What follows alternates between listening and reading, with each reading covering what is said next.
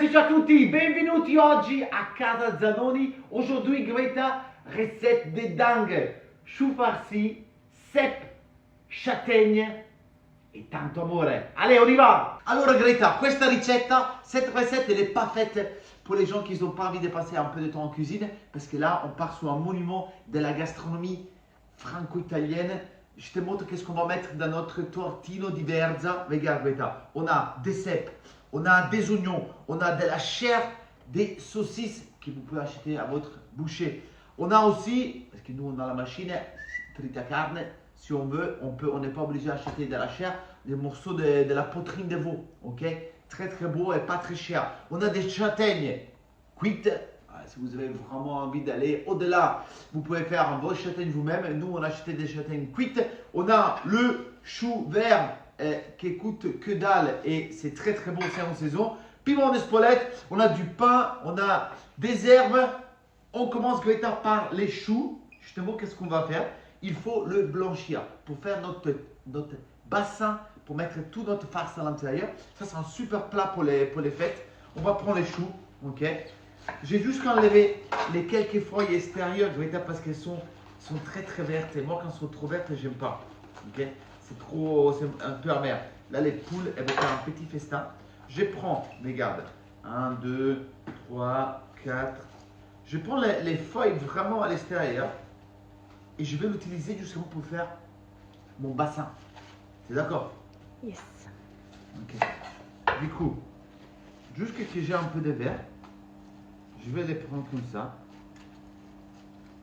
Et tout simplement, et comme on dit dans les choux, c'est comme dans le cochon, tout est bon dans les choux, tout est bon dans le cochon. Je mets ça à côté pour mes petites poules. Ok.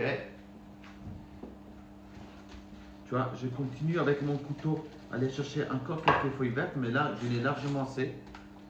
Et dans de l'eau bouillante, Greta, salée, très important. Je vais mettre un bon poignet de sel. Je sèle mon eau autant que j'ai salé l'eau de la pasta. Peut-être un peu plus, tu vois, peut-être un bon 10 grammes. Dès que l'eau est bout, il faut vraiment attendre que ça bout. Je vais plonger mes feuilles dedans. Je ne vais pas les cuire, je vais les blanchir. Pourquoi je vais les blanchir, Greta? C'est parce que je veux arrêter la chlorophylle. Je veux vraiment garder ces belles couleurs que j'ai avec ces feuilles vertes. Ça va être joli mon gâteau tortino. Tortone parce que là c'est pas un tortino, c'est un tortone. Ok. Je vais les blanchir jusqu'à 1 minute. En même temps, ce que ça du coup, ça c'est chou là, on ne va pas le gaspiller. Ok. Je prends les restes du chou. Je mets à côté. Ça toujours pour les poules. Ou pour un bouillon, si vous n'avez pas de poules. Je mets ça à côté. Et je vais couper ça comme ça, assez finement. Après, il y a deux manières pour passer ces choux. Ou on le fait blanchir toujours avec notre eau qui bout. Et après, on l'enlève et on le fait revenir un petit peu à l'ail et au thym et au romarin. Ou sinon, on le fait revenir directement au thym et au romarin avec un petit peu d'eau de cuisson. Moi, les deux, ça me va. Ça, il faut quand même lui donner un bon minute et demi. Il faut vraiment qu'on aille à stabiliser la chlorophylle, c'est très très important. Après, une fois que c'est fait, tu vois, je sors. Je mets directement dans mon eau glacée. Si vous n'avez pas de la glace, ce genre de glace, tant que l'eau est froide, elle marche bien. Et juste parce que j'ai justement de l'eau qui est prête à être utilisée, je vais plonger aussi mon autre chou. Ça vraiment, ça facilite les choses parce que du coup, on n'a pas besoin de cuire les choux pendant 30 minutes après en le braisant. Là, ça va cuire en 1 minute de cuisson et après, on va le passer. Je nettoie mon petit plan de travail. Et après, on va passer avec l'huile d'olive, le thym, le romarin et le reste. Alors, Greta, regarde, j'ai terminé avec mon chou. Je fais blanchir les feuilles vertes. Regarde comme elles sont belles. Elles sont souples, vous voyez, il faut de la souplesse, mais ils ne sont pas trop cuites. Pendant 1 minute, 1 minute 30. Je les avais refroidis avec de l'eau. J'ai pris mon chou, comme on avait dit, Greta. Je l'ai fait blanchir aussi parce que j'avais déjà de l'eau bouillante. Ok. Je l'ai fait blanchir pendant 1 minute, 1 minute 30. Et maintenant, lui, je le passe à la cuisson. Ok. Je vais juste les braiser un peu. Lui donner un peu plus de goût. Avec un peu une belle casserole. Je vais mettre quelques gousses d'ail à l'intérieur. Comme ça. Je vais mettre à fond la banane. Ok. Je vais mettre quelques gousses d'ail à l'intérieur. Et je vais prendre les choux. Regarde, très important. Ça, c'est une super assiette pour faire pour les fêtes. J'enlève bien l'eau. Ok. Ça va être démentiel. Trop fin, j'ai trop envie de manger cette petite... C'était l'eau glacée, ça. Ça, c'était l'eau glacée, oui, qui est bien sûr la glace. Comment ça se passe dans le reste du monde en train de fondre. A fondu, il n'y a plus de glace. Ok, tac. Je jette mon glacé que je fais déjà. Là, j'ai fait revenir mon chou, justement pour lui apporter un peu plus de goût, avec un peu de poivre.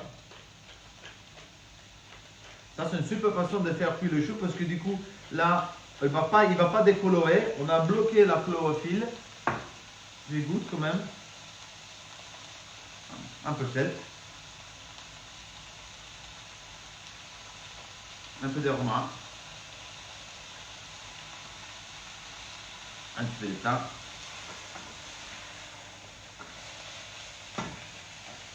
L'huile d'olive. On connaît l'histoire. On est paradin. Et je mets mon couvercle.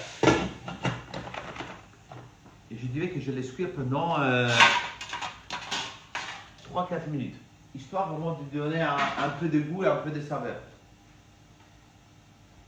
Le temps que celui, je le laisse cuire, je vais préparer mon gâteau, mon tortino. Ça, c'est vraiment la partie la plus importante. Mon récipient pour cuire justement ces petits tortino. Moi, j'ai une ronde. Vous pouvez avoir une carré comme ça. N'importe quelle forme, l'important que vous allez une assiette ou quelque chose qui puisse aller à le presser. Là, regardez, on a l'assiette de la même taille. Si vous n'avez pas, si vous avez, par exemple, vous avez le carré, il faut peut-être quelque chose pour pouvoir les presser. C'est exactement. Alors, il faut vraiment avoir quelque chose qui puisse presser notre gâteau. Les films, c'est indispensable. Ok. Après, vous pouvez le faire avec du papier. Moi, j'ai jamais essayé. Je préfère les films parce que du coup, ça permet vraiment d'enrober les tout autour. Mais regardez comment les gestes que j'ai fait. Je prends le film, je coupe. Jérôme ne regarde pas. Je coupe avec les couteaux sous les marbres. Non, c'est pas content. Ok, je les double. Ok, regardez les gestes. Hein. Je mouillais légèrement ma table. Ça, c'est vraiment même pour faire des ballantines, c'est vraiment les gestes parfaits. Je prends encore un morceau. Et vous n'inquiétez pas, les films, il ne va pas brûler, ni cramer, ni vous intoxiquer. C'est un film alimentaire. Pardon? C'est alimentaire. C'est alimentaire déjà, et en plus, ils tiennent, contrairement à ce que les gens pensent, les films, ils peuvent bien chauffer. On va prendre notre moule, on va lui mettre un peu d'huile à l'intérieur, un petit peu. Oui, le beurre, l'huile de cuisson, l'huile de moteur, qu'est-ce que vous voulez. Ok, et je vais aller soulever mon film. Regardez comme c'est simple à faire. Et je vais la placer à l'intérieur. Ça me permettra d'avoir le moule parfait. Et là, c'est prêt, Greta. Je vais garder mon petit chou. Regarde comme il est joli.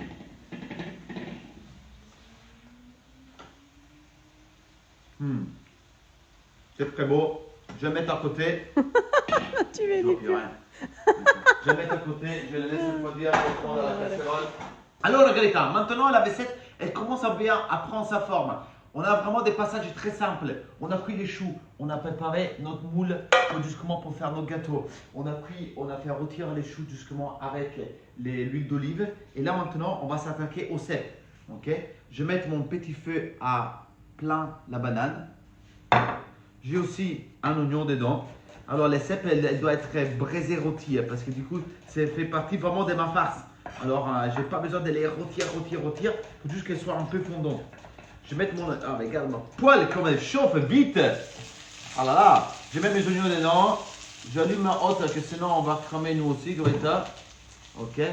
J'ai fait chauffer les oignons et je commence à mettre dedans mes cèpes. Comme ça, avec les oignons. Hein. Si vous n'avez pas de cèpes, on peut mettre tout simplement même des champignons de Paris. Ça marche très bien. Bah, après, la cèpe est un peu plus noble. Et je pense que peut-être, si on va faire ça dans la période de Noël, au moins que les temps, il sera vraiment bizarre. On n'a pas de cèpes.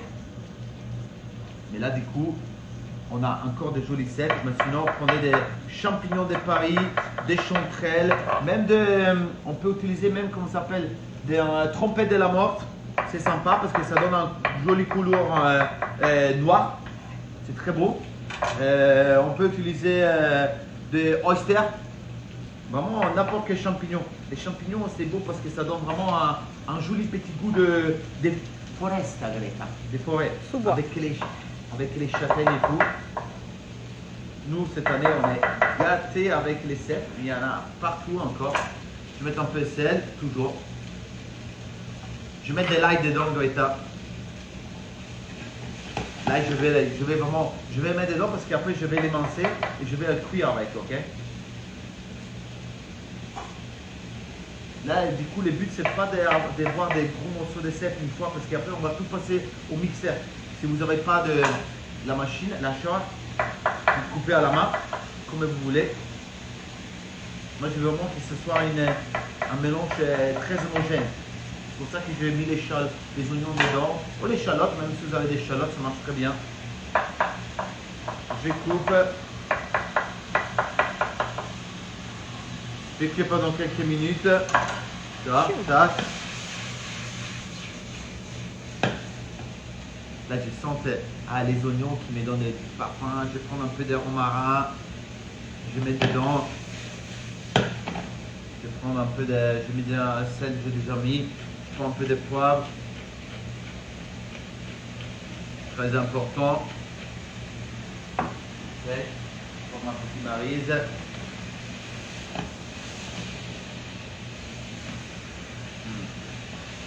J'adore ce petit parfum de sel. Ok. Ça c'est beau. Je peux laisser cuire. Qu'est-ce que je vais faire maintenant, Greta? Je vais préparer mon mélange. Alors, déjà, j'ai ma chair. Je n'ai pas besoin de la mélanger parce qu'elle est déjà mixée. Par contre, qu'est-ce que je vais faire? Je vais à mélanger les dents. Je vais mettre à fond. Ma viande de veau. Elle est beau. Du coup, je vais l'acheter comme ça. Ça, cet hachoir, c'est vraiment formidable parce que vous pouvez vraiment tout faire avec. Voilà. Et les veaux, franchement, quand vous achetez de la poitrine ou de la couverture, ça coûte pas vraiment cher. C'est bien de faire sa propre viande dans la maison. Ah, j'adore. Même avec Même pour les Penelope, burgers. quand on fait les burgers, oui, c'est ça. Même pour les burgers, c'est vraiment pas mal. Ça. Je voulais juste te montrer à utiliser les plus gros de... Ça. Et comme ça, on peut vraiment chercher l'épaisseur qu'on veut. Là, je vais mettre les châtaignes dedans. Voilà. Comme ça, les châtaignes se mélangent vraiment avec... ça, c'est avec ma viande. Nickel. Je vais tourner un peu.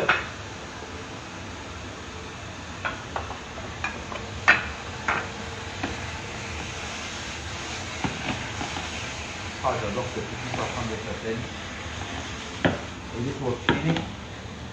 Je prends l'ail Greta que j'avais mis là-dedans et je le passe dans la machine. J'enlève les romarins, parce que les romarins, attention, c'est une herbe qui est particulière. Elle aime être rôtie, elle n'aime pas être braisée. Alors, si vous faites braiser vos romarins, c'est la mort. Ça va donner un rétro-goût qui est vraiment pas beau. Ça, J'étombe un peu, parce que du coup les cèpes sont cuites. Je me rassure qu'il n'y a plus rien dedans. Pour faire ça, je vais mettre un petit peu de pain qui pousse, qui va pousser exactement, tu vois, qui va pousser mon ail à l'extérieur. Ma grand-mère faisait toujours pareil. À la fin, on met un peu de pain parce qu'on s'en fiche si on perd un peu de pain à l'intérieur. Et en même temps, Pas la viande. Hein? Pas la viande. Pas la viande, ok? Je mélange bien, j'enlève toutes mes affaires, j'arrête la machine. Et là, qu'est-ce que je vais faire? Je vais prendre mes cèpes. Je vais mélanger les dents. Je vais prendre mes cèpes. Oh là là, ça va être de la folie ça. Je vais prendre mon chou. Toujours, je vais enlever les herbes. Hein, les romarins, attention, ne laissez pas dedans. Ça, c'est vraiment de la farce. Et après, si vous avez de la farce extra, on peut faire autre chose avec. Ok? Tac. Je prends encore un peu de sel parce que la mâchoire de tortue n'était pas assaisonnée. Je prends, j'enlève bien les romarins, hein, c'est très important. Je mets un beau coup d'huile d'olive parce que du coup, on a beaucoup de mélange là-dedans.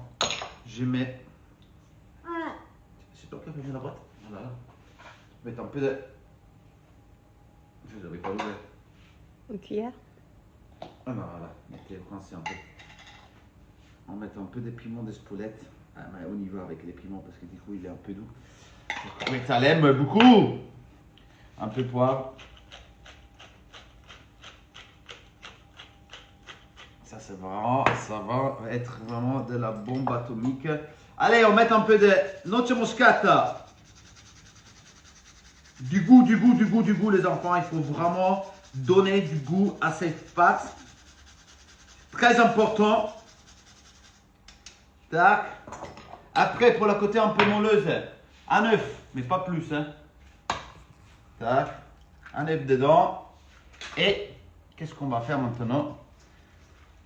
Oh là là là là. Regardez-moi ça. Il faut qu'on aille s'écouter vraiment molleuse. Hein. Sentez, tu sens les bruits? Oui, c'est mouillé. C'est mouillé. Si c'est pas mouillé, Greta, ça va cuire, ça va être sèche. Oui, c'est juste avec l'épaisseur que tu vas lui donner. Ça va être pas bon. Ça sent bon. Tu sens le bruit là? C'est hyper fondant.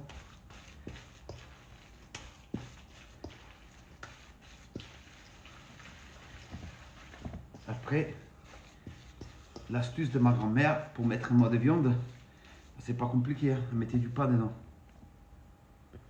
Toutes les mamies. Non, oui, c'est de la viande de cochon crue, mais quand c'est beau, c'est bon. Vous n'allez pas mourir, goûter. Si vous goûtez pas, vous ne pouvez pas savoir si c'est beau ou pas. Allez, on passe à la prochaine étape. Alors, Guita, regarde. La farcia est prête. Je suis en train justement de mouler mon gâteau. Alors, la partie extérieure, je la mets à l'extérieur. Parce qu'en manière que quand je tourne mon gâteau, la partie extérieure, ce sera la plus jolie. Tu vois, regarde. Je monte un peu dans les bords. En manière que j'aille vraiment la marge pour vraiment l'enfermer après. Tout simplement, je prends les feuilles qui sont encore légèrement mouillées, mais ça va très bien comme ça. J'enlève un peu la partie épaisse là. Ok. Et je vais justement, tu vois, toujours pareil, la partie jolie extérieure. Je n'ai mis un morceau sur le fond, ok, à plat.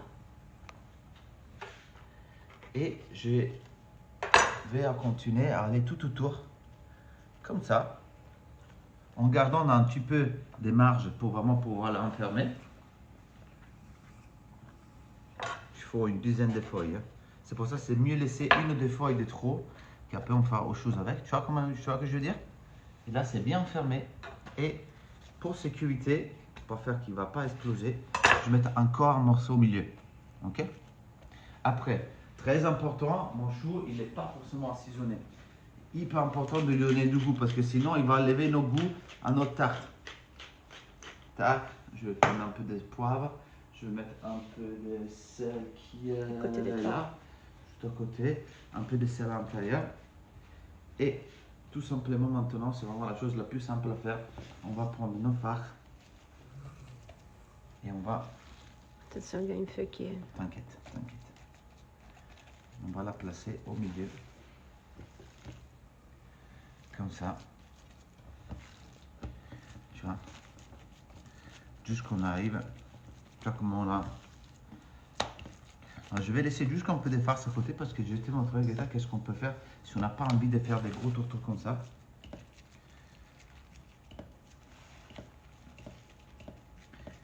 Ok, là, c'est parfait. Tu vois, c'est magnifique. Ah, la cuisson là, ça va être génial. En plus, on a les secs, on a les châtaignes dedans. On a tellement des choses qui nous donnent du goût. Là, on ferme. Ok, comme ça. Et je vais mettre ma dernière feuille de chou par-dessus. Je vais mettre encore un peu de poivre. Je vais mettre encore un petit peu de sel. Je vais mettre du... Là, je vais poser comme ça parce que ça va nous donner du goût. Après, je pourrai retirer. Je ne mets pas de romarin. De toute façon, tu vas le retourner, non? Donc ça, c'est le fond. Exactement, ça c'est le fond. Ouais. On va mettre un peu d'huile pour la cuisson. On enferme bien comme ça, de manière que nos parois vont bien rester propres. Je mets mon assiette, je presse.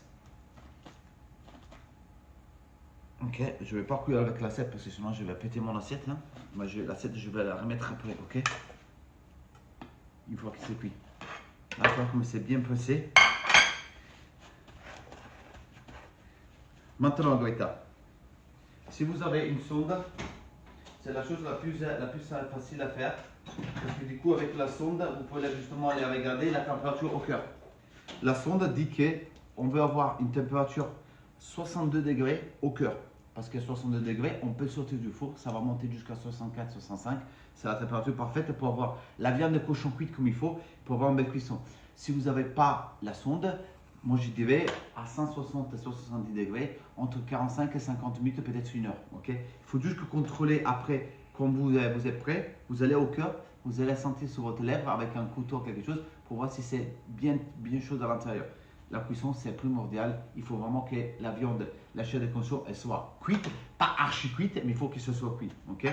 Je répète encore une fois pour être sûr que c'est bien pressé. Mon four, il est à 180 degrés. Maintenant que je mets au four Goïta, je vais descendre. Regarde, ça, je mets dedans. N'inquiétez pas, je vais descendre à 160 degrés, 170. Et je vais appeler pendant 45 minutes, une heure. Je contrôle, on se voit tout à l'heure. Ah, n'oublie pas, attention, j'oublie une chose. Si vous n'avez pas envie d'attendre aussi longtemps parce que vous voulez faire des choses plus petites, il y a toujours la deuxième option, c'est qu'on prend la feuille de chou. Moi, je n'ai qu'une parce que d'habitude, parce que je les utilisais. On prend la farce. Okay. Et on fait les petits cappuccini comme ça. Tu vois? On les fait tout petit comme ça. Tu vois? C'est déjà mon portion. Et on les met dans nos plaques de cuisson. Ça, imaginez que ça, c'est vos plats de cuisson. Et vous les mettez un côté de l'autre. Et vous pouvez les cuire. C'est plus joli, c'est plus mignon. C'est des petits cappuccini que ma grand-mère faisait toujours. Moi, j'ai fait les gros gâteaux parce que c'est sympa, c'est beau à couper. Regarde, à tout de suite. Alors, Greta. Ah là là, c'est magnifique. Attention, c'est très chaud. Regarde. Nous, on l'a cuit 175 degrés pendant 40 minutes. Je contrôle à l'intérieur et je suis à 60. Regarde, je suis à 60 degrés, 61 degrés. J'arrête parce que je sais que ça va continuer à cuire. Ok? Et maintenant, qu'est-ce que je vais faire? Je vais aller presser. Je prends mon assiette, je vais mettre mon assiette dessus et après, il faut trouver un poids. Alors, parce que manière qu'il puisse bien presser et être vraiment un peu compact. Il y a deux options. Vous mangez froid, c'est très bon, avec un petit sauce parmesan, un peu d'huile d'olive, comme vous voulez. Vous mangez chaud, Ok? Si vous mangez chaud, vous laissez refroidir un tout petit peu, après vous pouvez déjà couper. Moi, j'aime bien quand c'est tiède. Surtout, j'aime bien les faire à la veille. Je fais la veille, je mets au frigo, je le sors, je le mets au four quelques minutes. Comme ça, je ne suis pas pressé à un moment. Ok? Je prends quelque chose d'un peu lourd, une courge, la tête de Pénélope, qu'est-ce que vous voulez. Je pousse là-dessus comme ça. Et je mets au frigo à refroidir au moins pour une bonne dizaine de minutes. Dès que c'est frais, je pourrais couper. À tout de suite. Allora Greta, il momento della verità, comme on dit toujours, le moment de la vérité. Ma courge a fait son travail, le mien, il est encore tiède. Je l'ai mangé tiède. J'enlève la courge, j'enlève l'assiette. Ça, c'est un moment très important. Regarde comme il est joli, Greta. Je vois qu'il y a tous ces côtés moelleuses. Je prends mon ciseau. Et ça, c'est vraiment, c'est de la bombe atomique. Je sens les parfums qui remontent là. Oh là là là. Ah, désolé que vous ne pouvez pas sentir les parfums, mais ça sent extrêmement bon. Ok. J'enlève tous les petites herbes. Parce qu'on avait dit qu'on les a enlevées. Ok. Je vais mettre un bout de papier pour absorber l'excès d'eau. Et maintenant, j'enlève, regardez, il y a un petit peu d'eau à l'intérieur, bien sûr, parce que c'est l'eau de cuisson. Ça, on enlève. Il est bien tiède encore, comme j'aime. Et maintenant, regardez ça. Je prends la planche miraculeuse de Nonno Merino et je tourne.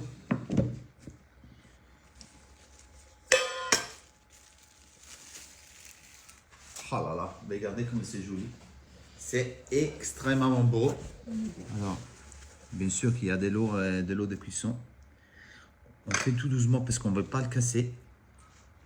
Là, si on veut mettre un peu de crème de parmigiano, jusque comme ça. On va garnir un peu, on va mettre un peu de salade. Les enfants, là, vous avez un repas des psychopathes, un petit salade truffée à côté, un petit sauce de parmesan. Régalez-vous avec ces petits tortos, cet gâteau châtaigne, truffe, châtaigne, porcini et carne di maiale di Casa Zanoni. Buon appetito les enfants, c'est de la bomba. Ciao a tutti!